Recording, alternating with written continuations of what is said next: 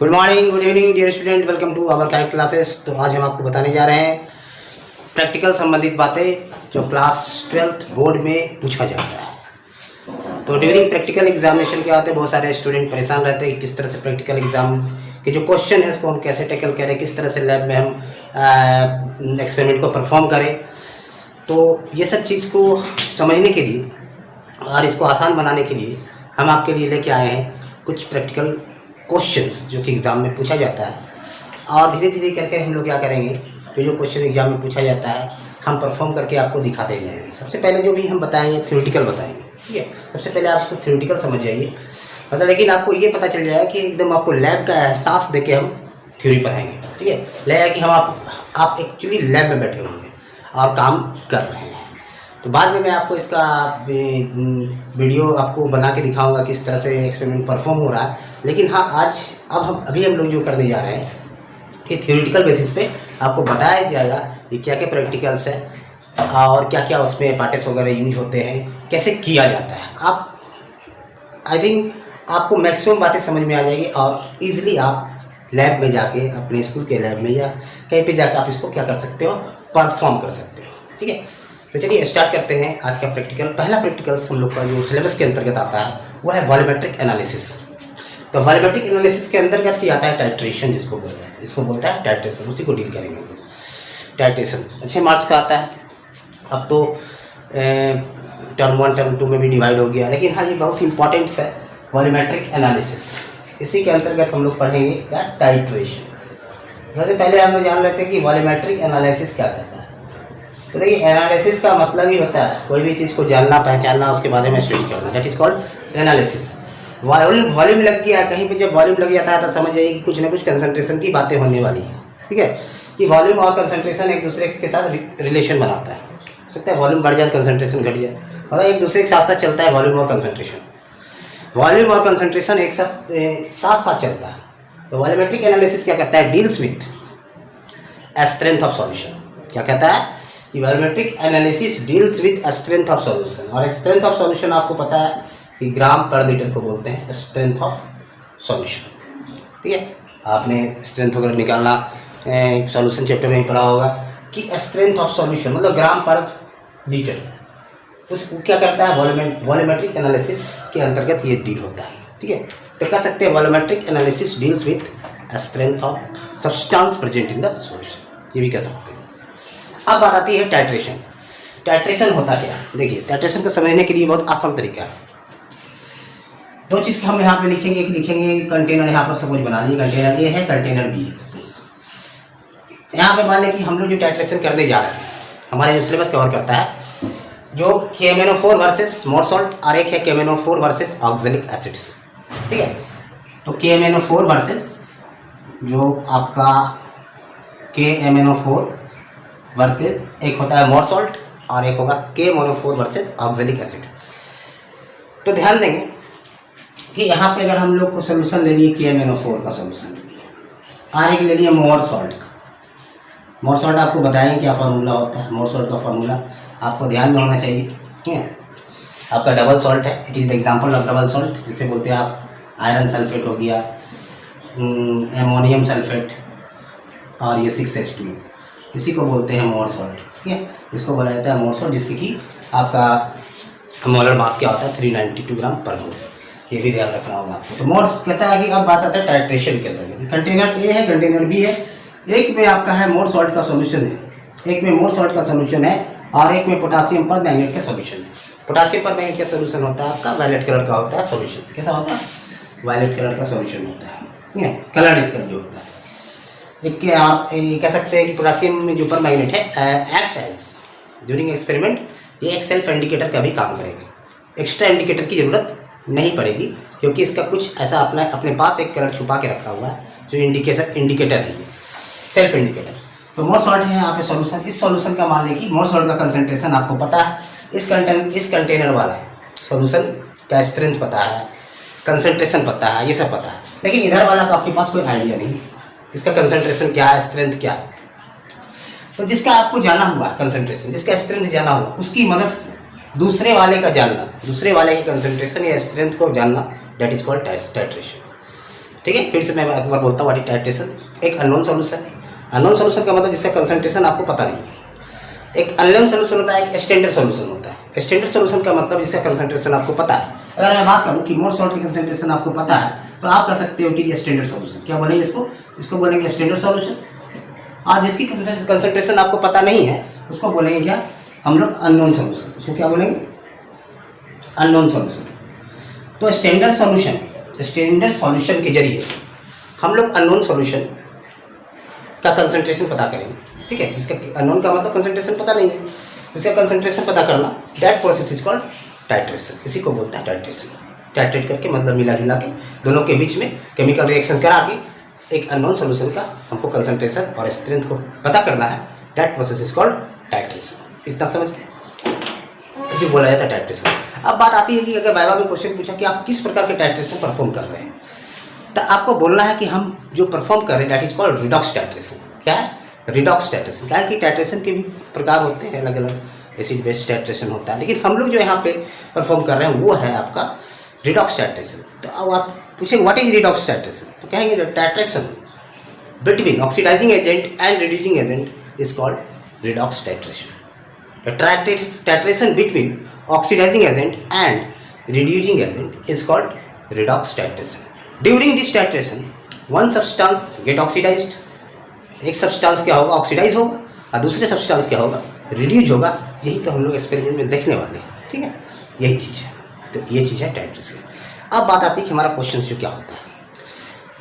तो क्वेश्चन कहेगा prepare 250 ml of M/20 more salt solution using this solution determine the concentration of KMnO4 solution. ये अगर मोर salt के against में आपका टाइट्रेशन दिया हुआ है, समझे? अब ध्यान देंगे, इतनी बात आप समझ चुके हैं, टाइट्रेशन से मिला चुके हैं। चलिए आप इसका चाहो तो स्क्रीनशॉट ले लीजिए, आपको दिखाया जाएगा कि KMnO4 का आपको बिल्कुल लैब का एहसास दिलाने वाले हैं। आप ध्यान देंगे, आपको लगेगा बाद में आपको सारा चीज़ हम लैब परफॉर्म करके भी दिखाएं। लेकिन एक चीज़ तो आप जान लीजिए, जब एग्ज़ाम में दे देने जाते हो तो ऐसा आपको नहीं लगना चाहिए कि हम टाइट्रेशन के बगैर हम कुछ नहीं जानते। लेकिन आज के बाद अगर आप पूरी वीडियो देखते हो, पूरी देखना होगा वीडियो आपको, तो आपको जरूर लगेगा कि मैं हम बहुत कुछ जानेंगे। अब हमको कोई बेवकूफ़ नहीं बना सकता है इन दिस टॉपिक। ठीक, चलिए हम इसको यहाँ पे ये करते हैं। अब बात आती है कि कहेगा आपका क्वेश्चंस क्या होंगे। क्वेश्चंस पेपर्स में आपके क्या होंगे? प्रिपेयर 250 ml ऑफ M/20, ऐसा लिखा रहेगा। आप मेरे साथ लिखे कि प्रिपेयर कहता है, आप लिखने के वक्त इसको हम M बोलते हैं। M क्या है हमारा? प्रिपेयर आपको करना है कि solution, prepare solution of prepare 250 ml of M/20 more salt solution. More salt की बात कर रहा है, मोर सॉल्ट सॉल्यूशन प्रिपेयर करना है। And by using this concentration, by using this concentration, मतलब दिस कंसंट्रेशन का मतलब मोर सॉल्ट का कंसंट्रेशन जो दिया हुआ है। डिटरमाइन कंसंट्रेशन, ठीक है, और स्ट्रेंथ, कंसंट्रेशन के साथ साथ स्ट्रेंथ ऑफ KMnO4 सॉल्यूशन। कहता है कि इस मोर सॉल्ट का कंसंट्रेशन दिया हुआ है, इसकी मदद से हमको स्ट्रेंथ ऑफ KMnO4 सॉल्यूशन को फाइंड आउट करना। ये क्वेश्चन बनता है और इसी का एक्सपेरिमेंट परफॉर्म होता है। ये क्वेश्चन आएगा, यही आपको लिखना है। अब इसको स्टार्ट कैसे करें हम और किस तरह से एक्सपेरिमेंट को परफॉर्म किया जाएगा, आप ध्यान से देखते रहिए, वीडियो के साथ एकदम बने रहिए। अगर आपको सीखना है तो आपको बने रहना होगा। स्टार्ट करते सबसे पहले कि देखिए, सबसे पहले एक दिमाग में बात आती है, अगर किसी चीज़ का कंसंट्रेशन दिया हुआ है, कंसंट्रेशन का मतलब M/20 का मतलब समझ रहे हैं ना कि मोलारिटी दे रखा है, मोलारिटी इक्वल टू 1/20। मोलारिटी का मतलब क्या है? कंसंट्रेशन। ताकि मोलारिटी क्या यूनिट ऑफ कंसंट्रेशन है, मोल पर लीटर में जो एक्सप्रेस होता है, तो 1/20। तो मोलारिटी बराबर आप जानते हो कि moles of solid by volume of solution in litre, volume of solution in litre. Millilitre में है आपका 250 मिलीलीटर है, आपको पता है, इसको हम लोग इस तरह से कन्वर्ट कर देते हैं लीटर में। आपको पता है कि मोल्स ऑफ सॉलिड बराबर क्या होता है, बहुत बार पढ़ के रखे हैं, given weight mass of solid by molar mass of solid. तो यहाँ पे एन बी की जगह पे लिख देते हैं W B by M B, ध्यान देंगे W B by M B. Volume कितना है 250 ml और ये 1000। पहला काम तो आप ये करता होगा, तो इससे फायदा हमको क्या होगा, देखिए क्या निकल जाएगा। अब मैं बात करता हूँ, ध्यान दीजिए, मोलरिटी क्या दिया हुआ है 1/20। गिवन वेट आपको फाइंड करना है ये, और मोलर मास ऑफ सॉलिड मतलब क्या, मोर सॉल्ट का मोलर मास क्या होगा, मोर सॉल्ट का मोलर मास याद रखें आप, जरूर याद रखना होता है, कुछ खास चीज़ के आपको याद ही रखना पड़ेगा। जैसे पोटासियम पर मैग्नेट 158 ग्राम, सल्फरिक एसिड 98 ग्राम, मोर सॉल्ट 392 ग्राम, ऑक्जेलिक एसिड जब आएगा तो ऑक्जेलिक एसिड 126 ग्राम। ये सब आपको मोलर मास के साथ साथ इक्विवेलेंट मास भी आपको आनी चाहिए, ये भी ध्यान रखेंगे। अगर नॉर्मलिटी देता है ना तो वहाँ पे हमको इक्विवेलेंट मास की जरूरत पड़ेगी।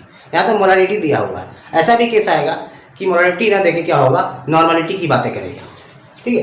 तो 1/20 W B by M B हो गया 392, यहाँ पे है 250। आई थिंक आप लोग को कोई प्रॉब्लम नहीं हो रहा होगा, ठीक है। 250 4 हो गया यहाँ पे। अब हम करते 392/80, मैं डायरेक्ट लिख रहा हूँ, आप समझ जाना, ठीक है। तो क्या हो जाएगा 392 divide by 80 equal W B, तो डब्ल्यू बी इक्वल टू आ गया 4.9 ग्राम। सबसे पहला काम हो गया आपका ये कि आप मोलरिटी दिया हुआ था, आप ये पता कर लिए कि मोर सॉल्ट का मात्रा क्या है, अमाउंट क्या है, ये पता चल गया। 4.9 ग्राम आप करके अब यहाँ से एक्सपेरिमेंट स्टार्ट हो जाता है। स्टार्ट सबसे पहला ये काम हम लोग करते हैं, ये काम हम लोग को कॉपी पे ही करना होता है कि आखिर आप वजन करने जा रहे हो, वही मशीन पे वजन करोगे, इलेक्ट्रॉनिक मशीन पे वजन करोगे इसका, तो आखिर आपको कितना वजन करोगे वो तो पता होना चाहिए। वो कैसे पता होगा, जब आपको कंसंट्रेशन की मदद से आप डब्ल्यू बी फाइंड कर देते हो, तो ये पता हो जाएगा। यहाँ तक की बात है, यहाँ तक का सफ़र स्टेप 1 बोलते हैं। यहाँ तक का जो सफ़र है आपका ये हो गया स्टेप 1। स्टेप 1 में आपने ये पता कर लिया कंसंट्रेशन से, मोलरिटी से, या फिर नॉर्मलिटी दिया रहेगा कि कितना amount of solid is present in 250 ml of solution, ये पता चल गया। यहाँ तक आप ध्यान रखें। अब मैं आपको एपाटस से मिलाने वाला हूँ कि उसको एपाटस को क्या क्या बोलते हैं। आप मान लें लैब में हैं, बहुत सारा चीज़ दिख रहा है आपको, सपोज आप लैब गए तो बहुत सारा चीज़ आपको दिखता है, तो लेकिन कम से कम हमको लैब में जो चीज़ हम परफॉर्म करते हैं उसका एक अच्छा आइडिया होना चाहिए। जैसे मान लें कि हमारे कोई टीचर आए, बाहर से एक्सटर्नल ले आए, पूछ दिए हमसे कोई भी चीज़ रखा हुआ, बताओ इसका नाम क्या है, तो ये चीज़ ज़रूरी है कि हम एपाटस का नाम जरूर जाने, खासकर वो एपाटस जो कि एक्सपेरिमेंट से बिलोंग्स करता हो, उसके बारे में जानना जरूरी है। पूछ सकता है, ठीक है। मान लें कि आपको ये क्या बोलेगा कि परफॉर्म करके नहीं दिखा रहे हैं, तो उसके अंतर्गत कुछ तो आइडिया लेगा, वो कुछ तो जानना चाहेगा कि बच्चा जानता है या नहीं जानता है, ध्यान दें। अब देखिए आपको मैं मिलाने वाला हूँ एपाटस से, आपको एपाटस बताएंगे, मेजर एपाटस से मिला हुआ, जो कि इसके बिना काम नहीं होगा। सबसे पहला देखिए क्या है, ये जो रखा इस टाइप का आपको देखने को मिलेगा लैब में। सपोज आप लैब में हो और इस चीज़ को देख रहे हो, तो इसको क्या बोलोगे, मेजरिंग फ्लास्क इसको बोलते हैं, मेजरिंग फ्लास्क बोला जाता है, या फिर स्टैंडर्ड फ्लास्क, या फिर वॉल्यूमेट्रिक फ्लास्क, 3 नाम से इसको बुला सकते हो, मेजरिंग फ्लास्क, वॉल्यूमेट्रिक फ्लास्क, या फिर स्टैंडर्ड फ्लास्क। स्टैंडर्ड फ्लास्क इसको इसलिए बोला जाता है कि इसमें जो भी सॉल्यूशन हम जानते रखते हैं उसका कंसंट्रेशन हमको ज्ञात होता है, मालूम होता है। तो इसमें हम क्या करेंगे, ठीक है, कि जो आपका सबसे पहले स्टैंडर्ड फ्लास्क की होगी आपका, या फिर मेजरिंग फ्लास्क में करेंगे क्या, मेजरिंग फ्लास्क में आई थिंक मैं इसको मिटा देता हूँ, थोड़ा सा समझाने में और सुविधाएँ होंगी, हम ये सब मिटा दें। तो आप चाहो तो इसका स्क्रीनशॉट ले लो, जरूर ये ले ही लो स्क्रीनशॉट इसका। और क्या करना है कि इसके बाद का स्टेप 2 में हम लोग क्या क्या करने जा रहे हैं ये देखिए।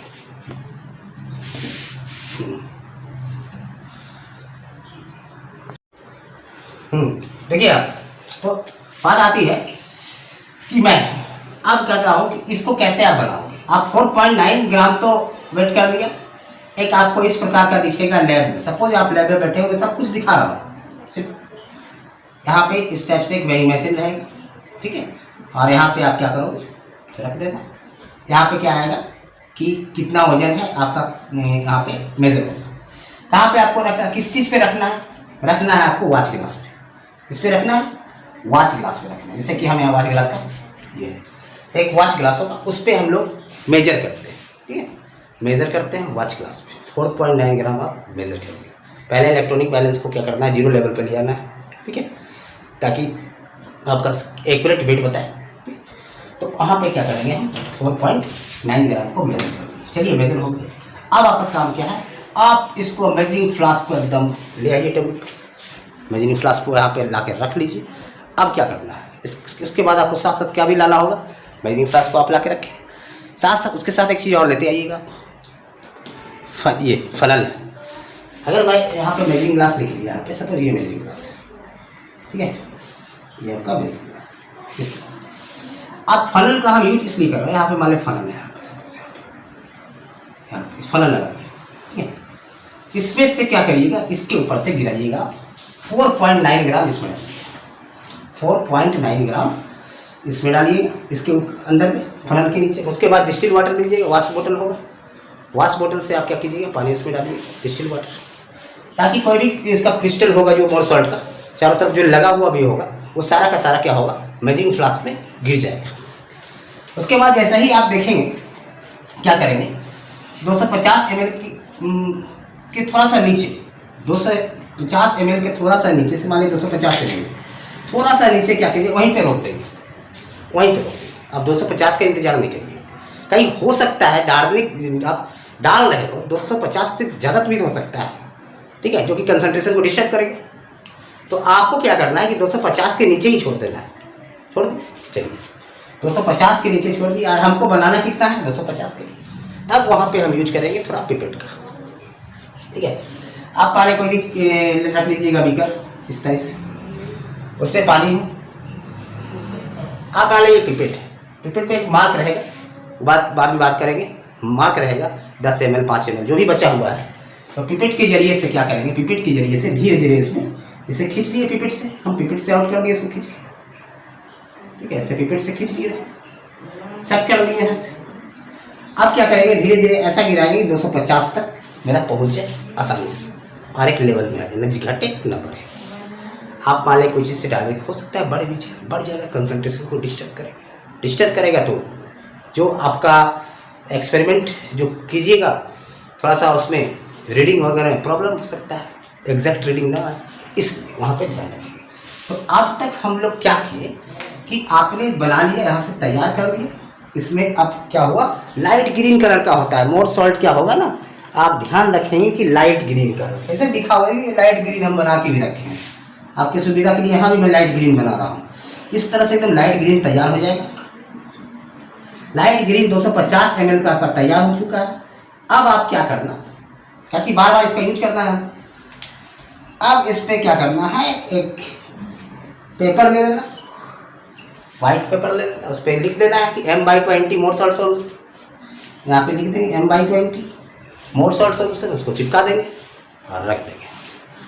बार बार ड्यूरिंग जब हम रीडिंग लेंगे, रिपीट करेंगे, ट्रायल करेंगे, तब यहीं से निकाल के करेंगे। एक बार आपका सोल्यूशन तैयार हो गया।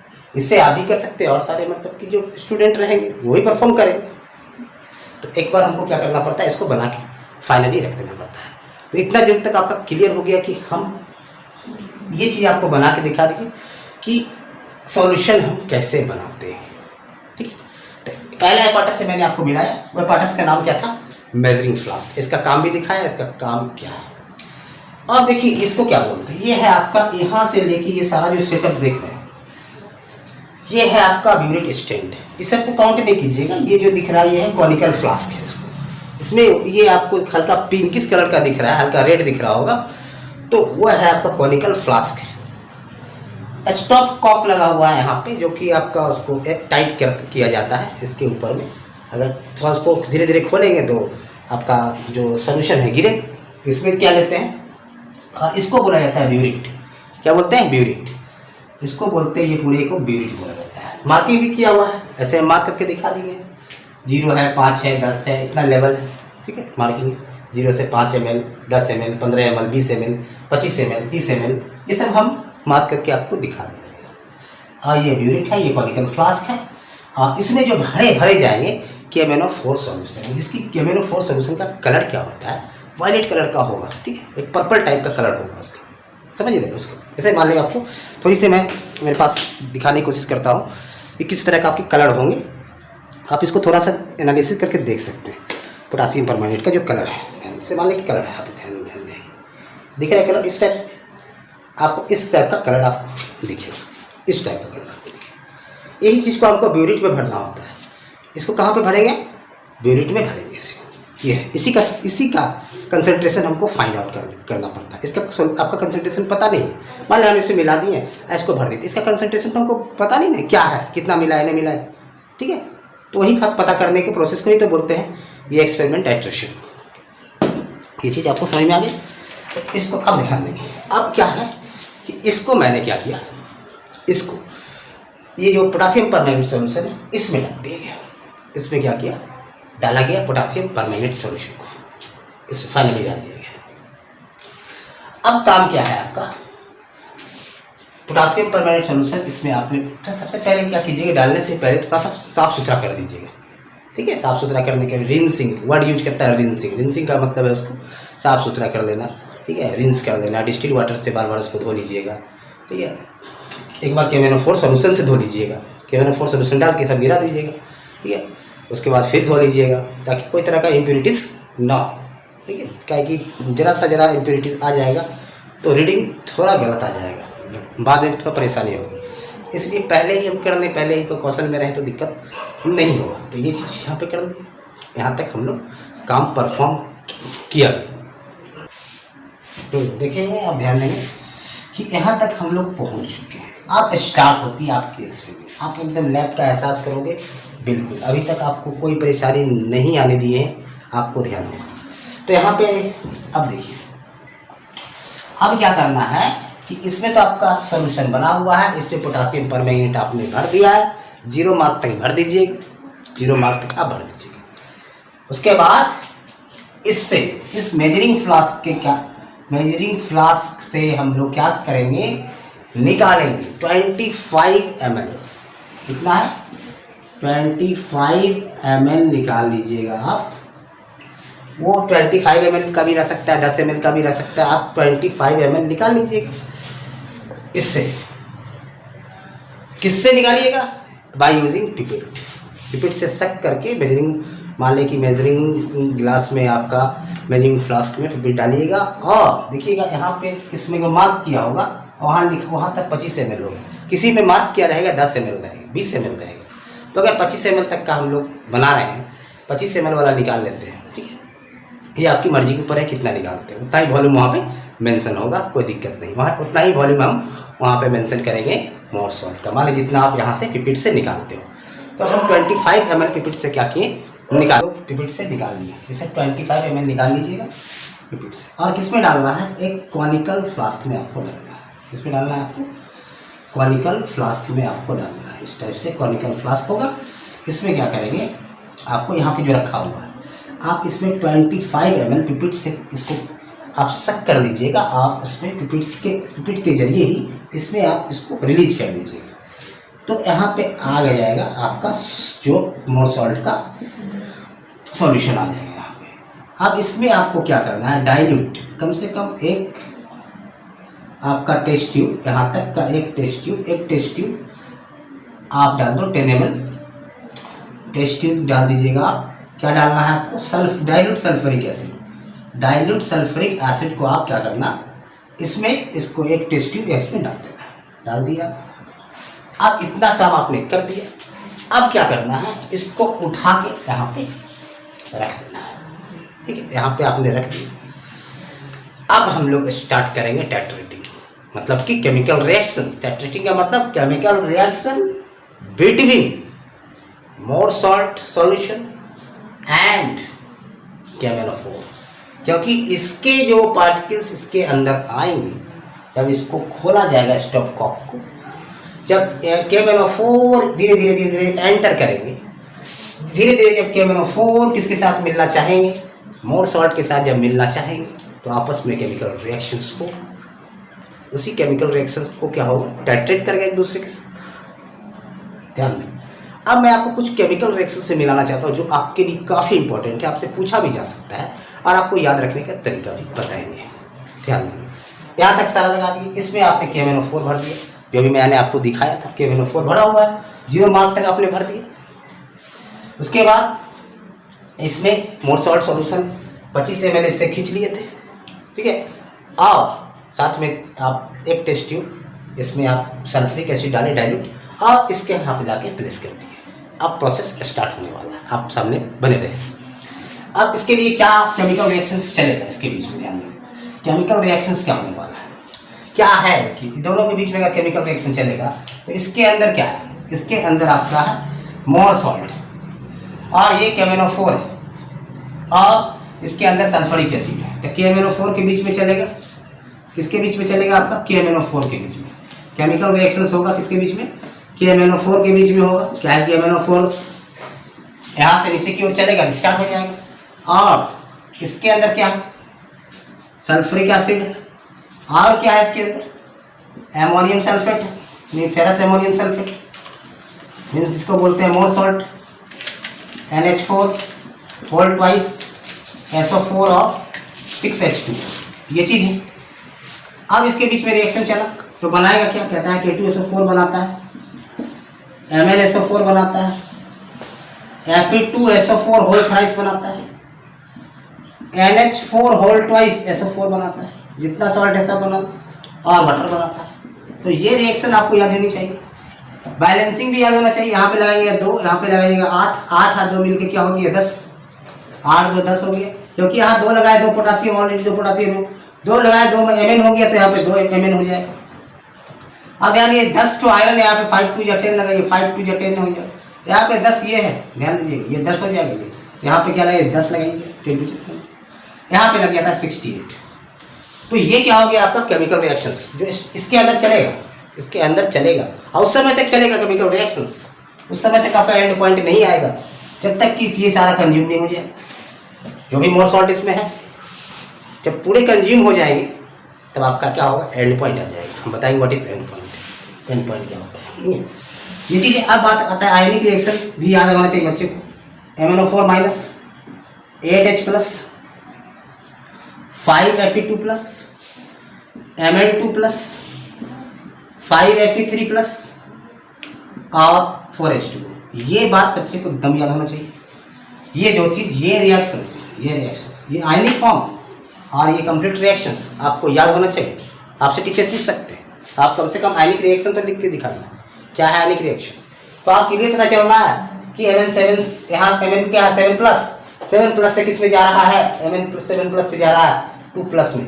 क्या हो रहा है, रिड्यूस और ऑक्सीडाइज तो नहीं हो रहा है। Mn7 plus undergoes Mn7 to Mn2 plus, तो क्या हो रहा है, ये रिड्यूस हो रहा है। और Fe2 प्लस क्या हो रहा है, Fe2 प्लस से Fe3 प्लस ऑक्सीडाइज हो रहा है।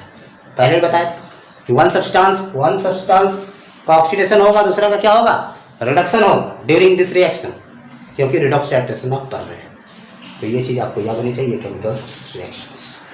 यहाँ तक क्लियर हो चुका है, कोई प्रॉब्लम नहीं। तो केमिकल रिएक्शंस आपने देख लिया। अब यहाँ पे जो केमिकल रिएक्शंस चला, अब क्या है कि कब आपका टाइट्रेशन कंप्लीट होगा, कब जानेंगे कि अब हमको ये जो आप धीरे धीरे क्या करोगे, ध्यान देंगे, धीरे धीरे इसको खोलते रहना है 0 मार्क्स से। और जब इसको धीरे धीरे इसकी बूंद, इसके ड्रॉपलेट्स क्या होगा, इसके अंदर आएगा, कांटेक्ट में आएगा, तो रिएक्शन शुरू हो जाएगा, टाइट्रेशन शुरू हो जाएगा। और क्या करना है, उस समय तक आपको करते रहना है। अभी बीच में क्या कीजिएगा, इसको रोटेट करते रहिएगा, थोड़ा सा सेक करते रहिएगा, ठीक है। आप देखिएगा जब सेक करते रहिएगा तो जो भी सॉल्यूशन KMnO4 का आएगा, पर्पल कलर का, वायलेट कलर का, तुरंत उसका कलर डिसअपीयर होने लगेगा। जैसे उसके साथ मिलेगा डिसअपीयर, फिर मिलेगा डिसअपीयर, मतलब वाइट का वाइट ही रहे।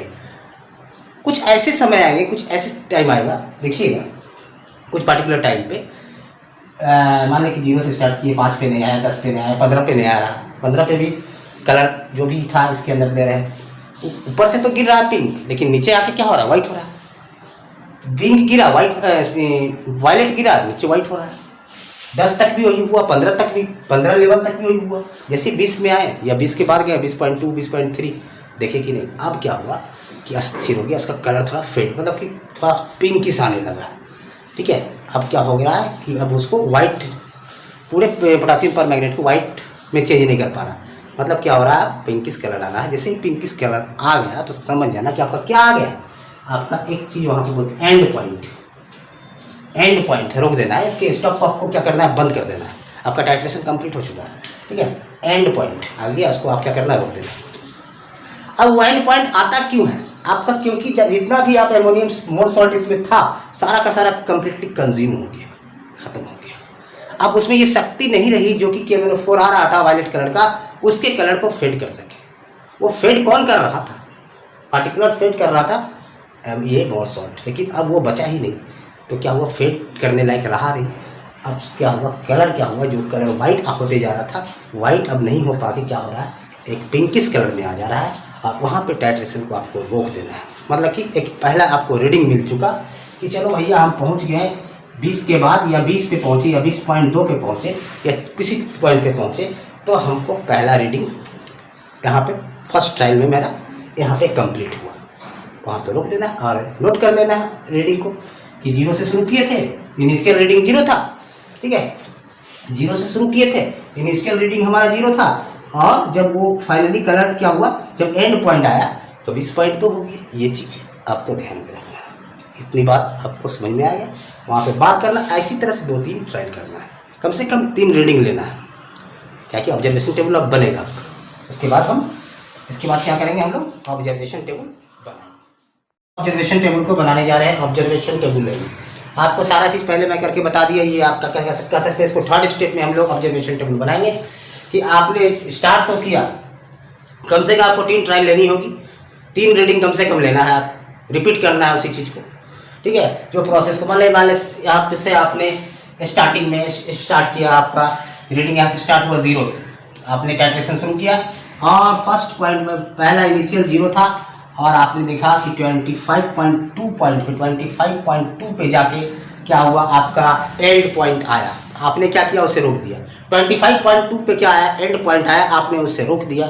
फिर आपने क्या किया, रीड स्टार्ट किया। कहाँ से, 5 से स्टार्ट करने का मतलब क्या कीजिएगा, आप फिर से उसको फिलअप कर दीजिएगा। ऐसा नहीं है, क्या है कि जब आप स्टार्ट करेंगे तो वो तो घट जाएगा ना, तो फिर उसको फिलअप कर दीजिएगा। फिर 5 से स्टार्ट कीजिएगा इस चीज़ को। तो 5 से स्टार्ट करेंगे तो 30.4 पे गए, 30.4 पे गया। फिर आपका स्टार्ट कीजिए 2 से, फिर 2 से स्टार्ट करने के बाद कहाँ गया, 27.2 तक गया। फिर 3 से स्टार्ट कर देंगे तो 35 पॉइंट समथिंग तक चला गया, 35 पॉइंट यहाँ तक, 3 तक गया। अब देखिए दोनों के बीच क्या फाइनल और इनिशियल का डिफरेंसेस क्या है, 25.2, 25.4, 25.2, 25.3। देखिए ध्यान रखिए कि 2 को रीडिंग क्या हुआ, रिपीट हुआ। जो ज़्यादा रिपीट करे उसी को बोलते हैं कंकरेंट रीडिंग, रिपीटिंग रीडिंग। तो हम कंकरेंट रीडिंग किसको मारे, 1 2 हो गया कंकरेंट रीडिंग, ठीक है। ये हो गया 25.2 ml कंकरेंट रीडिंग हो गया, किसका, आपका वॉल्यूम ऑफ, ये हो गया मीन्स कह सकते हैं KMnO4 का, वॉल्यूम ऑफ KMnO4 का, ध्यान रखेंगे। और आपका फाइनली इसका कंसंट्रेशन क्या दिया हुआ है, मोर सॉल्ट का M/20, ये कंसंट्रेशन है। पहले आप इस तरह से बना लेंगे, इसको आप नहीं बनाए कोई दिक्कत नहीं है, ठीक है। तो ये चीज़ आपका ऑब्जर्वेशन टेबल मेन मायने रखता है। जब भी आप ऑब्जर्वेशन टेबल बनाएं, कोशिश करें कि आप रीडिंग क्या होता है, रीडिंग जो है आपका कम से कम 3 रीडिंग ले, 4 रीडिंग ले सकते हैं, 5 reading, that is not the matter. But जो रीडिंग रिपीट करें उसी को बोलते हैं कॉन्करेंट रीडिंग। तो इस तरह से हो गया थर्ड स्टेप का काम, मैंने ऑब्जर्वेशन टेबल बना के आपको दिखा दिया। अब बात आती है कि कैलकुलेशन। कैलकुलेशन का मतलब क्या कह रहा था, क्वेश्चन क्या कह रहा था, find the concentration of KMnO4 by using the concentration of Mohr salt, यही कह रहा था। फाइनली हम लोग स्ट्रेंथ भी निकालते। हम स्टेप 4 में जा रहे हैं। स्टेप 3 में ये मान के चलिए कि स्टेप यहाँ तक हमने किया, स्टेप 2 की स्टेप है। आप स्टेप 3 में कैलकुलेशन करके फाइनली खत्म करेंगे। आप इसका स्क्रीनशॉट ले लो।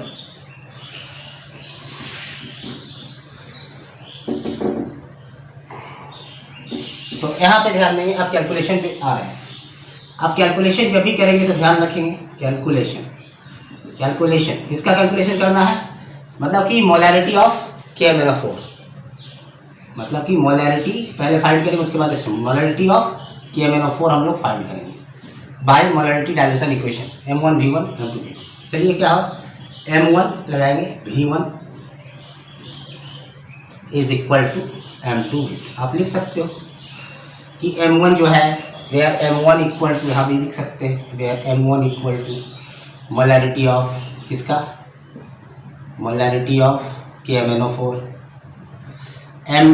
V1 equal to volume of KMnO4, volume of KMnO4, M2 equal to molarity of Mohr salt जो कि दिया हुआ है, मोलैरिटी ऑफ मोर सॉल्ट, और V2 equal to volume of Mohr salt जो कि 25 मिलीलीटर आपने निकाला, volume of Mohr salt, volume of Mohr salt, ये चीज़। तो फाइनली हम लोग कैलकुलेशन करेंगे। हाँ, इस पर क्या है ध्यान नहीं रखेंगे, इक्वेशन क्या आप लिख सकते हो क्या कि M1 V1 by M2 V2। आप जानते हैं product of mole into molarity into volume क्या होता है, मोल्स होता है। Product of molarity into volume क्या होता है, मोल्स होता है, विच इज कांस्टेंट, जो कि कांस्टेंट। यहाँ से रेशियो में देखिए कि 2 KMnO4 हम लिए हैं तो कितना है 10 एमोनियम सल्फेट। मोर सॉल्ट का कितना मोल है 10 मोल है, 2 के लिए 10 मोल है, तो 1 के लिए कितना हो जाए 5 मोल। मतलब कि जब 2 लिए हैं तो 10 कंज्यूम हो रहा है, खर्च हो रहा है ड्यूरिंग केमिकल रिएक्शंस। 10 2 ले रहे हैं कितना कंज्यूम हो रहा है, तो 1 लेंगे कितना कंज्यूम होगा आपका 5 होगा, तो 1 लेंगे तो 5 कंज्यूम होगा। तो मान लें कि 2 लिया, मान लें कि यहाँ पे लिख भी दिए इसका मोल क्या है 2 है, इसका मोल 10 है। अगर यहाँ पे 2 लिखें यहाँ पे 10 लिखें तो ऑब्वियसली क्या आएगा, 1 के लिए 1/5 आएगा। तो आप लिख सकते हो क्या यहाँ पे 1/5। और कुछ तरीका मैं बताऊँगा इसको। अगर 5 को इधर कर ले तो क्या बने M5 into M1 V1 is equal to M2V2 for the Mohr salt, किसके लिए मोर सॉल्ट के लिए। और ये क्या है आपका, ये हो गया आपका KMnO4 के लिए। ध्यान देंगे, अब ये कह सकते हैं, ध्यान देंगे यहाँ पर देखिए, यहाँ पर 1 है, मान लें कि यहाँ पे 2 के लिए 10, 2 के लिए अकॉर्डिंग टू इक्वेशन 2 के लिए 10 है, तो 1 के लिए क्या होगा 5 होगा। 1 के लिए मोर सॉल्ट कितना होगा 5 होगा। इसका मतलब है कि 1 के लिए कितना होगा मोर सॉल्ट आपका 5 होगा। तो बराबर करने के लिए क्या करना होगा, अगर बराबर करने के लिए ये हो गया आपको KMnO4। अगर KMnO4 1 है तो मोर सॉल्ट क्या है 5 है, मोर सॉल्ट क्या है 5 हो गया आपका, मोर सॉल्ट 5 हो गया। अगर इक्वलाइज करना होगा तो इधर हमको 5 से मल्टीप्लाई करना पड़ेगा तब जाके बराबर होगा। बात वही की है, इधर 5 से मल्टीप्लाई कर दिए हैं तब जाके इस इक्वल आ गया। अब आप लिख सकते हो कैलकुलेशन, हमको निकालना था क्या M1, तो M1 बराबर हो गया M2 into V2 divided by क्या हो जाएगा आपको 5 इंटू V1। M2 क्या है, M2 का value where M2 equal to आप लिख सकते हो, ये किसके लिए है M2 हो गया आपका मोर सॉल्ट का कंसंट्रेशन क्या दिया हुआ 1/20, क्या दिया 1/20। वॉल्यूम क्या दिया होगा 1/20 हो गया। वॉल्यूम क्या है मोर सॉल्ट के केस में वॉल्यूम कितना है, इससे हम लोग निकाले थे, कीप इट आउट, कितना किए थे 25, कितना किए थे 25। आप डिवाइडेड बाई 5 इंटू V1 कितना लेंगे। अभी देखिए कंकरेंट रीडिंग कुछ आया था, कितना आया था 25.2। V1 का मतलब KMnO4 25.2, ये ले लीजिए। अब आप इसको कैलकुलेट कर दो तो क्या निकल जाएगा आपका 5 25। अब हो गया आपका 5/4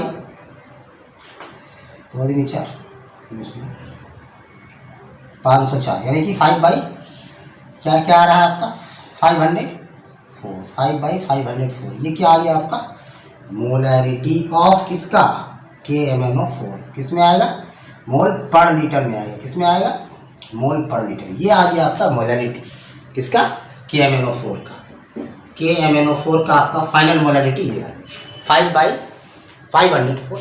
आप इसको डिवाइड कर लो, जो आ जाएगा, जो भी रिजल्ट होगा इसका, जो भी इसका रिजल्ट होगा, ये हो गया आपका कंसंट्रेशन ऑफ मोलरिटी। अब बात आती है कि स्ट्रेंथ कैसे फाइंड करें। ये तो कंसंट्रेशन हमने निकाल के आपको दे दिया, मोलरिटी निकल चुका। जो क्वेश्चन कह रहा था, याद कीजिए कि आपको मोलरिटी निकालना है किसका, KMnO4 का, अननोन सॉल्यूशन का, by using the standard solution.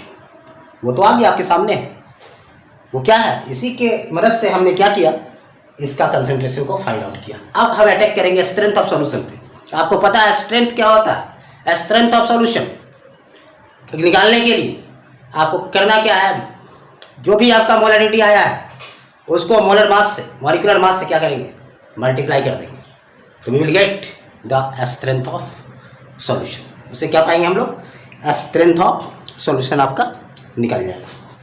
तो निकाल सकते हैं आप स्ट्रेंथ ऑफ सॉल्यूशन। फाइनली क्या आएगा, आप स्ट्रेंथ ऑफ सॉल्यूशन इसे कैलकुलेट, ये तो होगी आपका मोलरिटी। फाइनली आप इसको सॉल्व कर देना, रिजल्ट आ जाएगा। हम इसको इसलिए छोड़ रहे हैं कि हम डायरेक्ट क्या करेंगे, स्ट्रेंथ निकाल लेंगे। क्या करेंगे, स्ट्रेंथ निकाल लेंगे। अब चलिए हम आपको स्क्रीनशॉट लेना के लिए, ये हुआ कैलकुलेशन, ये थर्ड स्टेप में हमने काम किया कैलकुलेशन आप इससे कर लेंगे आसानी से। याद रखिएगा कि आपको ये ध्यान दिमाग में होना चाहिए, during calculation chemical reaction, either आप ऑक्सिलिक एसिड का कर रहे हो या फिर मोरसेल का कर रहे हो, केमिकल रिएक्शंस अगर याद रहेगा तब जाके आप चाहे M1V1 इक्वल टू M2V2 पर आप बैठा पाओगे, या फिर N1 नॉर्मलिटी का केस में N1V1 N2V2 पे कैलकुलेट होगा। ठीक है, तो यहाँ पे ध्यान रखेंगे, ऑलवेज याद रखेंगे कि केमिकल रिएक्शंस क्या कहता है। तो चलिए हम इसको मिटाते हैं। अब फाइनली हम आपको स्ट्रेंथ निकाल के आप अपना लेक्चर को समाप्त करते हैं।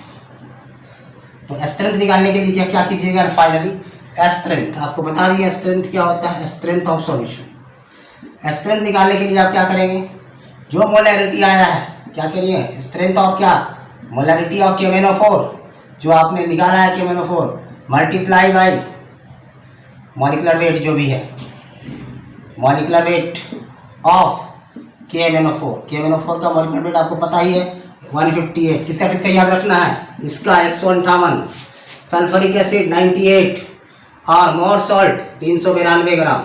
ठीक है, ये याद रखना होगा। मोलरिटी क्या है आपका, अभी बताया थे 5/504 इंटू 158 1.56 ग्राम। ठीक है, ये आ जाएगा आपका पर लीटर।